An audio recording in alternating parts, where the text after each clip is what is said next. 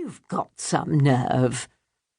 We could definitely use some time apart. She started to open the door, but then turned around. Will I really be okay at Spriggs? It was my turn to misunderstand. Her grandfather Jarvis had been trying to take Winnie away from her mother Liza. Winnie's schooling had been haphazard as a result. You're smart, I assured her. You'll fill any gaps in your education in no time, and if you're having problems, tell me, and we'll hire the best tutors. She frowned. No, I mean, I'm a human, but a lot of kids there will be magicals. I raised a claw, and to her credit, Winnie didn't even flinch. Gently I rubbed out the lines my scales had left on her face. Spriggs is for both naturals and magicals. The naturals were usually the children of families who did business with the magicals, and for the last 5 generations, Spriggs had been preparing both for an often unkind world. And you come from a family famous among magicals.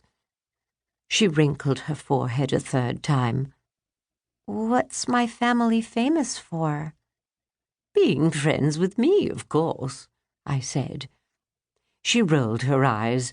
At least that was more like her usual self. Why don't I just make a sign and wear it? Her fingers traced the invisible words. I know Miss Drake. A sensible suggestion, I said, opening the door with one paw and shoving her outside with the other. But it's not in the dress code. My apartment is hidden in the mansion's basement, where my front door opens on what looks like an old, unused storage room. I listened to Winnie's steps fade, slow and reluctant at first, but then quicker, as if she had finally worked up the courage to face the day. As I said, I was looking forward to having time alone, but I had much to do before she left our house. I glanced again at the warning that my lawyer and friend Dillis had emailed me yesterday. Now that Winnie's grandfather Jarvis can't seek custody of her because her mother is no longer poor, I've heard rumors that he's either hired someone to grab his granddaughter or uncovered something else he can use to get her instead. Stick close to her until I can find out more. Dillis had moles everywhere, and she claimed that as a dwarf she knew good dirt from bad, so I took all her warnings seriously. I forwarded the email to my foxy friend and computer geek, Reynard, and added the question, "Can you help?" Reynard was at his computer as usual. Naturally. Do it. Find out who and what I'm up against. After enlisting one of the cleverest beings I knew, it was time to take the next step. Jarvis thought he could still pick on Winnie and her mother. He didn't realize that they had a dragon on their side. Winnie.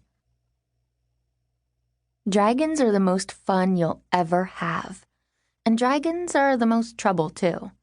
Especially one as grumpy as Miss Drake. My family has owned her for 5 generations now. And so far, we'd kept her from biting anyone's head off. At least that we knew about. I always thought that Great Aunt Amelia had been making up stories in her letters about Miss Drake. So I didn't know what to believe when I got her last one.